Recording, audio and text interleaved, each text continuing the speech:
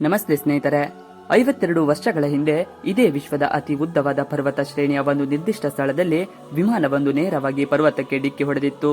ಆಶ್ಚರ್ಯಕರ ಸಂಗತಿ ಎಂದರೆ ಡಿಕ್ಕಿಯಾದ ತಕ್ಷಣ ವಿಮಾನವು ಕಣ್ಮರೆಯಾಯಿತು. ಇದು ದಕ್ಷಿಣ ಅಮೆರಿಕದ 8,900 ಕಿಲೋಮೀಟರ್ ಉದ್ದದ ಆಂಡೀಸ್ ಪರ್ವತ ಶ್ರೇಣಿ.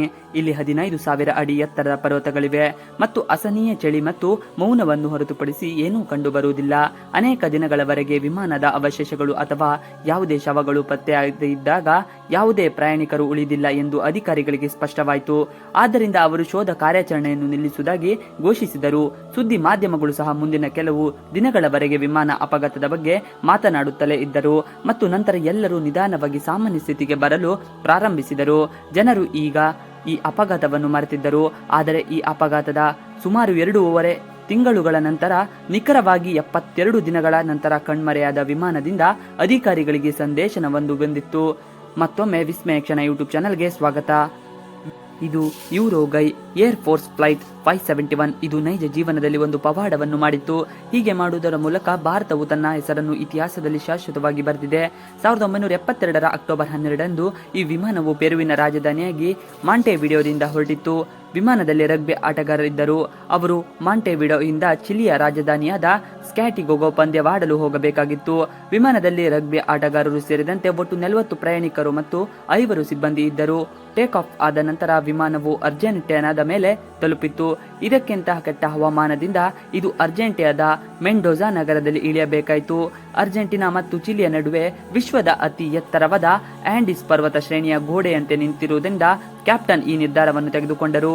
ಇಲ್ಲಿನ ಎತ್ತರದ ಪರ್ವತಗಳು ಈಗಾಗಲೇ ಬಹಳ ಅಪಾಯಕಾರಿ ಮತ್ತು ಕೆಟ್ಟ ಹವಾಮಾನದಲ್ಲಿ ಅವುಗಳ ಮೇಲೆ ಹಾದು ಹೋಗುವುದು ಅಪಾಯದಿಂದ ಮುಕ್ತವಾಗಿರಲಿಲ್ಲ. ಪೈಲಟ್ನ ಯೋಜನೆಯ ಮೆಂಡೋಜಾದಲ್ಲಿ ಒಂದು ರಾತ್ರಿ ಕಳೆದು ಮರುದಿನ ಹವಾಮಾನವು ಉತ್ತಮವಾದಾಗ ಆಂಡೀಸ್ ಪರ್ವತವನ್ನು ದಾಟುವುದಾಗಿತ್ತು.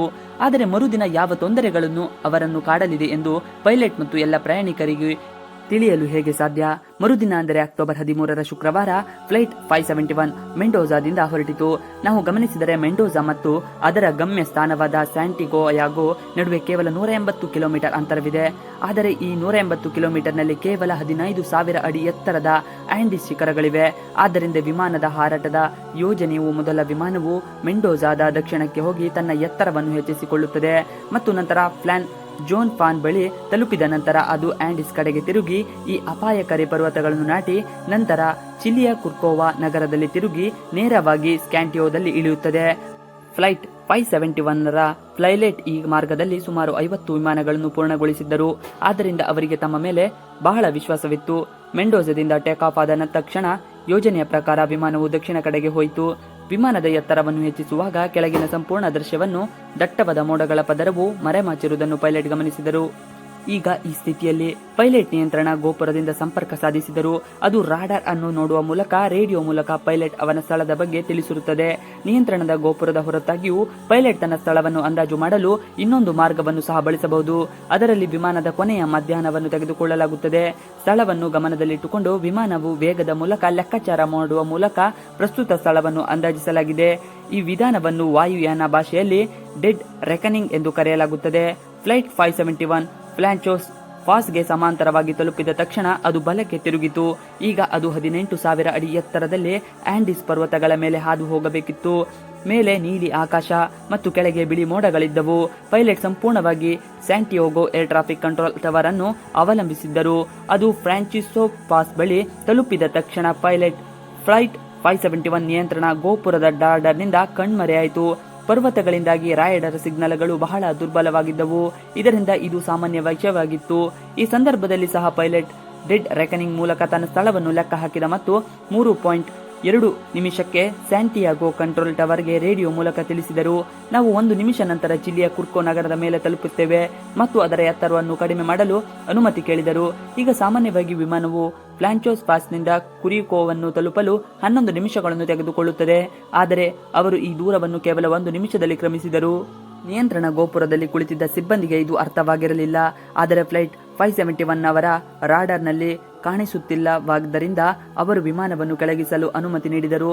ಆದರೆ ಸಹ ಪೈಲಟ್ ಲೆಕ್ಕ ಹಾಕಿದ ಸ್ಥಳವು ತಪ್ಪಾಗಿದೆ ಎಂದು ಅವರಿಗೆ ತಿಳಿದಿರಲಿಲ್ಲ. ತಾನು ಕೋರಿಕೋದ ಮೇಲಿದ್ದೇನೆ ಎಂದು ಪೈಲಟ್ ಭಾವಿಸಿದ್ದರು. ಆದರೆ ವಾಸ್ತವವಾಗಿ ಅವರು ಆ ಸಮಯದಲ್ಲಿ ಫ್ಲಾಂಚೋಸ್ ಪಾಸ್ ಅನ್ನು ದಾಟುತ್ತಿದ್ದರು. ಫ್ಲೈಟ್ 571ಕ್ಕೆ ಒಂದು ದೊಡ್ಡ ದುರಂತ ಕಾಯುತ್ತಿತ್ತು. ನಿಯಂತ್ರಣ ಗೋಪುರದಿಂದ ಅನುಮತಿ ಸಿಕ್ಕಿದ ತಕ್ಷಣ ಪೈಲಟ್ ಬಲಕ್ಕೆ ತಿರುಗಿಸಿ ವಿಮಾನದ ಎತ್ತರವನ್ನು ಕಡಿಮೆ ಮಾಡಲು ಪ್ರಾರಂಭಿಸಿದರು. ಆರಂಭದಲ್ಲಿ ಅವರು ಅಪಾಯಕಾರಿ ಪ್ರಕ್ಷುಬ್ಧತೆಯನ್ನು ಅನುಭವಿಸಿದರು. ಅವರು ಬಿಳಿ ಮೋಡಗಳ ಪದರವನ್ನು ದಾಟಿದಾಗ ಅವರ ಮುಂದೆ ಒಂದು ದೊಡ್ಡ ಪರ್ವತ ನಿಂತಿರುವುದನ್ನು ನೋಡಿದರು. ಹೌದು, ಈ ಹಂತದಲ್ಲಿ ತಾನು ವಾಸ್ತವವಾಗಿ ಇನ್ನೂ ಆಂಡೀಸ್ನಲ್ಲಿಯೇ ಇದ್ದೇನೆಂದು ಪೈಲಟ್ಗೆ ಅರಿವಾಯಿತು. ಖಚಿತವಾಗಿ ಪೈಲಟ್ ಮತ್ತೆ ಎತ್ತರವನ್ನು ಹೆಚ್ಚಿಸಲು ತನ್ನ ಕೈಲಾದಷ್ಟು ಪ್ರಯತ್ನಿಸಿದರು. ವಿಮಾನದ ಮೂಗು ಈಗ ಆಕಾಶದ ಕಡೆಗೆ ತಿರುಗಿತ್ತು. ಆದರೆ ದುರದೃಷ್ಟವಶಾತ್ ಇದನ್ನು ಸ್ವಲ್ಪ ಮುಂಚೆಯೇ ಮಾಡಿದ್ದರೆ ಫ್ಲೈಟ್ 571 ಬಾಲವು ಪರ್ವತದ ತುದಿಯನ್ನು ಸ್ಪರ್ಶಿಸುತ್ತಿತ್ತು. ಅದು ಡಿಕ್ಕಿ ಹೊಡೆದು ವಿಮಾನದಿಂದ ಬೇರ್ಪಟ್ಟಿತು. ಈ ಸಮಯದಲ್ಲಿ ಈ ಪರ್ವತವು ಸಂಪೂರ್ಣವಾಗಿ ಹಿಮದಿಂದ ಆವೃತವಾಗಿತ್ತು. ಬಾಲ ಮತ್ತು ರೆಕ್ಕೆಗಳಿಲ್ಲದೆ ಫಾಲಾ 571ನ ಫ್ಲೂಸೇಜ್ ನೇರವಾಗಿ ಹಿಮದಿಂದ ಜಾರಿಕೊಂಡು ಈ ಹಂತದಲ್ಲಿ ನಿಂತಿತು. ಅಪಘಾತದಿಂದ 12 ಪ್ರಯಾಣಿಕರು ಸ್ಥಳದಲ್ಲೇ ಸಾವನ್ನಪ್ಪಿದರು, ವಿಶೇಷವಾಗಿ ವಿಮಾನದ ಹಿಂಭಾಗದಲ್ಲಿದ್ದವರು. ವಾಸ್ತವವಾಗಿ ವಿಮಾನದ ಫ್ಲೂಸೇಜ್ನಲ್ಲಿ 33 ಪ್ರಯಾಣಿಕರು ಬದುಕುಳಿದರು, ಆದರೆ ಅವರು ತೀವ್ರವಾಗಿ ಗಾಯಗೊಂಡಿದ್ದರು. ಬಾಲವು ಬೇರ್ಪಟ್ಟಿದ್ದರಿಂದ ವಿಮಾನವು ಹಿಂಭಾಗವು ತೆರೆದಿತ್ತು ಮತ್ತು ಅದರಿಂದ ವಿಪರೀತ ಚಳಿ ಬರುತ್ತಿತ್ತು. ಈ ಸಮಯದಲ್ಲಿ ಅವರು 11,500 ಅಡಿ ಎತ್ತರದಲ್ಲೇ ಆಂಡೀಸ್ನಲ್ಲಿ ಸಿಲುಕಿಕೊಂಡಿದ್ದರು. ಅಲ್ಲಿ ತಾಪಮಾನವು -30 ಡಿಗ್ರಿ ಸೆಲ್ಸಿಯಸ್ ಇತ್ತು. ಅವರು ಹೊರಬರುತ್ತಿದ್ದಂತೆ ಅವರ ಕಣ್ಣಿಗೆ ಕಾಣುವಷ್ಟು ದೂರ ಕೇವಲ ಹಿಮದಿಂದ ಆವೃತವಾದ ಪರ್ವತಗಳು ಮಾತ್ರ ಕಾಣುತ್ತಿದ್ದವು. ಮೊದಲನೆಯದಾಗಿ ಅವರು ತಮ್ಮ ಒಡನಾಡಿಗಳ ದೇಹವನ್ನು ಹಿಮದಲ್ಲಿ ಹೂಳಿದರು. ಮತ್ತೊಂದೆಡೆ ವಿಮಾನ ಅಪಘಾತದ ಸುದ್ದಿ ಚಿಲಿಯ ಅಧಿಕಾರಿಗಳನ್ನು ಎಚ್ಚರಿಸಿತು. ಆದರೆ ಅದು ವಾಸ್ತವವಾಗಿ ಅರ್ಜೆಂಟೀನಾದಲ್ಲಿ ಅಪಘಾತಕ್ಕೀಡಾಗಿದೆ ಎಂದು ಅವರಿಗೆ ತಿಳಿದಿರಲಿಲ್ಲ. ಸಮಯ ವ್ಯರ್ಥ ಮಾಡದೆ ಅವರು 4 ವಿಮಾನಗಳನ್ನು ಭಾಗವಹಿಸಿದ್ದ ಶೋಧ ಕಾರ್ಯಾಚರಣೆಯನ್ನು ಪ್ರಾರಂಭಿಸಿದರು. ಬೆಳಗ್ಗೆಯಿಂದ ಸಂಜೆವರೆಗೂ ಶಂಕಿತ ಪ್ರದೇಶಗಳನ್ನು ಹುಡುಕುತ್ತಿದ್ದಾಗ ಅವರಿಗೆ ಯಾವುದೇ ವಿಮಾನ ಅಥವಾ ಅವಶೇಷಗಳು ಕಾಣಿಸಲಿಲ್ಲ. ಇದು ಬಹಳ ಕಷ್ಟಕರವಾದ ಶೋಧ ಕಾರ್ಯಾಚರಣೆಯಾಗಿತ್ತು, ಏಕೆಂದರೆ ಕೆಳಗಿನ ಎಲ್ಲಾ ಪರ್ವತಗಳು ಹಿಮದಿಂದ ಬೆಳಕನ್ನು ಪ್ರತಿಫಲಿಸುತ್ತಿದ್ದವು. ಯುರುಗ್ವೆ ಮತ್ತು ಅರ್ಜೆಂಟೀನಾ ಕೂಡ ಈ ಶೋಧ ಕಾರ್ಯಾಚರಣೆಯಲ್ಲಿ ಭಾಗವಹಿಸಿದ್ದವು ಮತ್ತು ಈಗ ಒಟ್ಟು 11 ವಿಮಾನಗಳು ಫ್ಲೈಟ್ 571 ಗಾಗಿ ಇಡೀ ದಿನ ಹುಡುಕಾಟ ನಡೆಸಿದರು. ಇಲ್ಲಿ ರಕ್ಷಣಾ ವಿಮಾನಗಳು ಅಪಘಾತ ಸ್ಥಳದಲ್ಲಿ ಉಳಿದ ಪ್ರಯಾಣಿಕರ ಮೇಲೆ ಹಲವು ಬಾರಿ ಹಾದು ಹೋದರು, ಆದರೆ ಅವರ ಸಂಕೇತಗಳ ಹೊರತಾಗಿಯೂ ರಕ್ಷಣಾ ವಿಮಾನಗಳು ಅವರನ್ನು ಗುರುತಿಸಲು ಸಾಧ್ಯವಾಗಲೇ ಇಲ್ಲ. ನಂತರ ಅವರು ಲಗೇಜ್ನಲ್ಲಿ ಲಿಪ್ಸ್ಟಿಕ್ ಅನ್ನು ಕಂಡುಕೊಂಡರು. ಅದರೊಂದಿಗೆ ಅವರು ವಿಮಾನದ ಫ್ಲೂಸೇಜ್ನಲ್ಲಿ ದೊಡ್ಡ ಅಕ್ಷರಗಳಲ್ಲಿ SOS ಎಂದು ಬರೆದರು ಮತ್ತು ಲಗೇಜ್ ಬ್ಯಾಗ್ನಿಂದ ಹಿಮದ ಮೇಲೆ ಶಿಲುಬೆಯನ್ನು ಸಹ ಮಾಡಿದರು.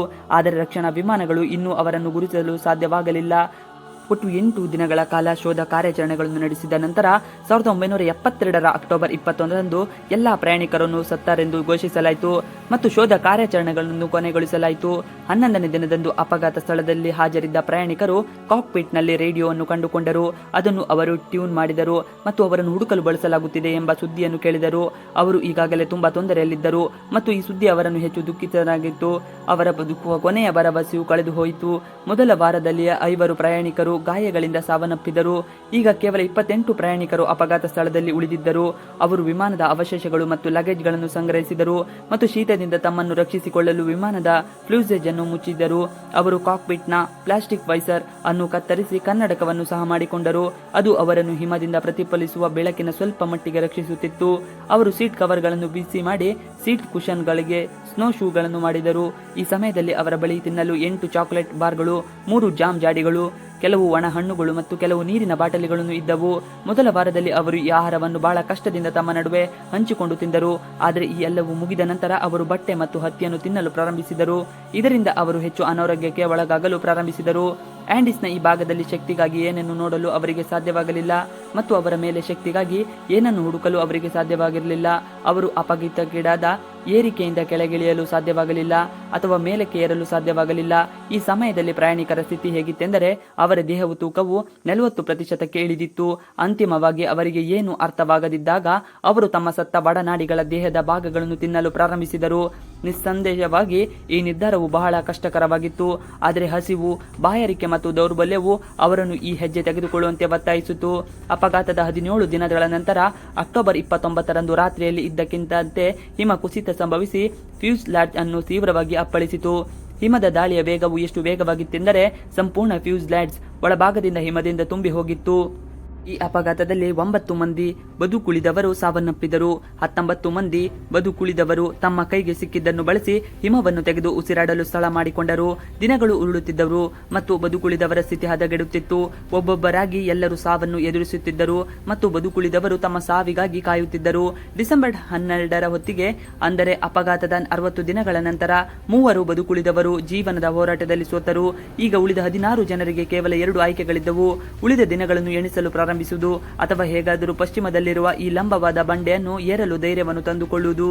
1972ರ ಡಿಸೆಂಬರ್ 12ರಂದು 3 ರಗ್ಬಿ ಆಟಗಾರರಾದ ಪರೆಡೋ, ಕಾನಿಕಾ ಮತ್ತು ವಿಜೆಂಟೀನ್ ಪಶ್ಚಿಮ ಶಿಖರವನ್ನು ಏರಲು ನಿರ್ಧರಿಸಿದರು. ಪರ್ವತದ ಇನ್ನೊಂದು ಬದಿಯಲ್ಲಿ ಹಸಿರು ಕಣಿವೆ ಇರುತ್ತದೆ ಮತ್ತು ಅಲ್ಲಿಂದ ಅವರಿಗೆ ಸ್ವಲ್ಪ ಸಹಾಯ ಸಿಗಬಹುದು ಎಂಬ ಭರವಸೆಯೊಂದಿಗೆ. ಇದು ಬಹಳ ನೋವಿನೊಂದಿಗೆ ಕೂಡಿದ ಏರಿಕೆಯಾಗಿತ್ತು, ಏಕೆಂದರೆ ಅವರ ಬಳಿ ವೃತ್ತಿಪರ ಗೇರ್ಗಳಿರಲಿಲ್ಲ ಮತ್ತು ಎಲ್ಲಕ್ಕಿಂತ ಹೆಚ್ಚಾಗಿ ತಾಪಮಾನವು -30 ಡಿಗ್ರಿ ಸೆಲ್ಸಿಯಸ್ ಇತ್ತು. ಅವರು ಹಡಗು ಸೀಟುಗಳಿಂದ ಮಾಡಿದ ಕೈಯಿಂದ ತಯಾರಿಸಿದ ಸ್ಲೀಪಿಂಗ್ ಬ್ಯಾಗ್ಗಳು ಮತ್ತು ಬೆಚ್ಚಗಿನ ಬಟ್ಟೆಗಳಲ್ಲಿ ತಮ್ಮನ್ನು ಸುತ್ತಿಕೊಂಡು ಹೊರಡಲು ಸತತವಾದ 3 ದಿನಗಳ ಕಾಲ ಏರಿದ ನಂತರ ಅವರು ಅಂತಿಮವಾಗಿ ಪರ್ವತದ ತುದಿಯನ್ನು ತಲುಪಿದಾಗ, ಪರ್ವತದ ಇನ್ನೊಂದು ಬದಿಯಲ್ಲಿ ಅದೇ ರೀತಿ ಹಿಮದಿಂದ ಆವೃತವಾದ ಪರ್ವತವನ್ನು ಇರುವುದನ್ನು ಅವರು ನೋಡಿದರು.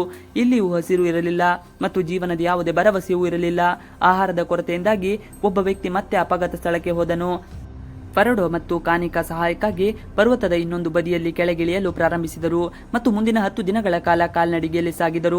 ಕೆಟ್ಟ ಪರಿಸ್ಥಿತಿಯಲ್ಲಿ 61 ಕಿಲೋಮೀಟರ್ ಪ್ರಯಾಣಿಸಿದ ನಂತರ ಅವರು ಅಂತಿಮವಾಗಿ ಹಸಿರು ಪ್ರಾಣಿಗಳು ಮತ್ತು ನದಿ ಹರಿಯುತ್ತಿದ್ದ ಕಣಿವೆಗಳನ್ನು ತಲುಪಿದರು. ಮೊದಲನೆಯದಾಗಿ ಅವರು ನದಿಯಿಂದ ನೀರು ಕುಡಿದರು. ನಂತರ ಅವರು ನದಿಯ ಇನ್ನೊಂದು ಬದಿಯಲ್ಲಿ ಕುದುರೆಯ ಮೇಲೆ ಒಬ್ಬ ವ್ಯಕ್ತಿಯನ್ನು ನೋಡಿದರು. ನದಿಯ ಶಬ್ದದಿಂದಾಗಿ ಅವರು ತಮ್ಮ ಸಂದೇಶವನ್ನು ಆ ವ್ಯಕ್ತಿಗೆ ತಿಳಿಸಲು ಸಾಧ್ಯವಾಗಿರಲಿಲ್ಲ. ಕುದುರೆಯ ಮೇಲೆ ಕುಳಿತಿದ್ದ ಸ್ಥಳೀಯನಿಗೆ ಒಂದು ಕಲ್ಪನೆ ಬಂತು ಮತ್ತು ಅವನು ಕಾಗದ ಮತ್ತು ಪೆನ್ನು ಕಲ್ಲಿನಲ್ಲಿ ಸುತ್ತಿ ನದಿ ಆದಂತೆ ಎಸೆದನು. ಪರೆಡೋ ಮತ್ತು ಕಾನಿಕಾ ಆ ಕಾಗದ ಮೇಲೆ ಸಂಪೂರ್ಣ ಘಟನೆಯನ್ನು ಬರೆದು ಅದನ್ನು ಹಿಂದಕ್ಕೆ ಎಸೆದರು. ಕುದುರೆಯ ಮೇಲೆ ಸವಾರಿ ಮಾಡುತ್ತಿದ್ದ ಆ ವ್ಯಕ್ತಿ ಈ ಪತ್ರವನ್ನು ಚಿಲಿಯ ಅಧಿಕಾರಿಗಳಿಗೆ ತೆಗೆದುಕೊಂಡು ಹೋದನು. ಮೊದಲಿಗೆ ವಿಮಾನ ಅಪಘಾತದ ಬದುಕುಳಿದವರು 2.5 ತಿಂಗಳ ನಂತರವೂ ಹೇಗೆ ಬದುಕಿರಲು ಸಾಧ್ಯ ಎಂದು ಅವರಿಗೆ ನಂಬಲು ಸಾಧ್ಯವಾಗಿರಲಿಲ್ಲ. ಆದರೆ ಅಧಿಕಾರಿಗಳು ತಕ್ಷಣವೇ ಪರೆಡೋ ಮತ್ತು ಕಾನಿಕಾ ಅವರನ್ನು ರಕ್ಷಿಸಲು ಅವರು ತಮ್ಮ ಗಾಯಗಳಿಗೆ ಚಿಕಿತ್ಸೆ ನೀಡಿದ ನಂತರ ಅವರನ್ನು ವಿವರವಾಗಿ ಸಂದರ್ಶಿಸಿದರು. 1972ರ ಡಿಸೆಂಬರ್ 27ರಂದು, ಅಂದರೆ ಅಪಘಾತದ 72 ದಿನಗಳ ನಂತರ, ಪರೆಡೋ ಮತ್ತು ಕಾನಿಕಾ ಅವರು ನಿರ್ದೇಶನದಂತೆ 3 ಹೆಲಿಕಾಪ್ಟರ್ಗಳನ್ನು ಅಪಘಾತದ ಸ್ಥಳಗಳನ್ನು ತಲುಪಿದರು. ಪೈಲಟ್ಗಳು ಸಹ ಪರ್ವತದ ಈ ಶಿಖರವನ್ನು ನೋಡಿ ಆಶ್ಚರ್ಯಚಕಿತರಾದರು. ಯಾವುದೇ ಗೇರ್ ಮತ್ತು ಅನುಭವವಿಲ್ಲದೆ ಈ ಇಬ್ಬರು ರಗ್ಬಿ ಆಟಗಾರರು ಅಂತಹ ಪರ್ವತವನ್ನು ಹೇಗೆ ಏರಿದರು ಎಂದು ನನಗೆ ಆಶ್ಚರ್ಯವಾಯಿತು. ಅಂತಿಮವಾಗಿ ಫ್ಯೂಸ್ ಲಾಡ್ಜ್ನಲ್ಲಿ ಹಾಜರಿದ್ದ ಎಲ್ಲ ಬದುಕುಳಿದವರನ್ನು ರಕ್ಷಿಸಲಾಯಿತು ಮತ್ತು ಅವರ ಸತ್ತ ಬಡನಾಡಿಗಳನ್ನು ದೊಡ್ಡ ಸಮಾಧಿ ತೋಡಿ ಅಲ್ಲಿ ಹೂಳಿ ಹಾಕಲಾಯಿತು. ಈ ಸಮಾಧಿಯ ಮೇಲೆ ಕೆಲವು ಕಲ್ಲುಗಳನ್ನು ಇಟ್ಟು ಸ್ಮಾರಕಗಳನ್ನು ನಿರ್ಮಿಸಲಾಯಿತು. ಇದು ಇಂದಿಗೂ ಅದೇ ಸ್ಥಿತಿಯಲ್ಲಿ ಇದೆ. ಈ ಸ್ಮಾರಕವು ಇಂದು ಸಹ ಮನುಷ್ಯನು ಧೈರ್ಯವನ್ನು ಕಳೆದುಕೊಳ್ಳದಿದ್ದರೆ ಅವನು ದೊಡ್ಡ ಸಮಸ್ಯೆಯನ್ನು ಸೋಲಬಹುದು ಎಂದು ನಮಗೆ ನೆನಪಿಸುತ್ತದೆ. ಇವತ್ತಿನ ವಿಡಿಯೋ. ಈ ವಿಡಿಯೋ ನಿಮಗೆ ಇಷ್ಟ ಆದರೆ ಪ್ಲೀಸ್ ಲೈಕ್ ಅಂಡ್ ಸಬ್ಸ್ಕ್ರೈಬ್ ಮಾಡಿ. ನೀವು ನಮ್ಮ ಯೂಟ್ಯೂಬ್ ಚಾನಲ್ಗೆ ಸಬ್ಸ್ಕ್ರೈಬ್ ಆಗಿಲ್ಲ ಅಂದರೆ ಬೇಗ ಸಬ್ಸ್ಕ್ರೈಬ್ ಮಾಡಿಕೊಳ್ಳಿ. ನಾವು ಹಾಕುವಂತ ಎಲ್ಲ ವಿಡಿಯೋಗಳು ನಿಮಗೆ ನೋಟಿಫಿಕೇಶನ್ ಮುಖಾಂತರ ದೊರೆಯುತ್ತದೆ. Thanks for watching video. Please like and subscribe our channel for more videos.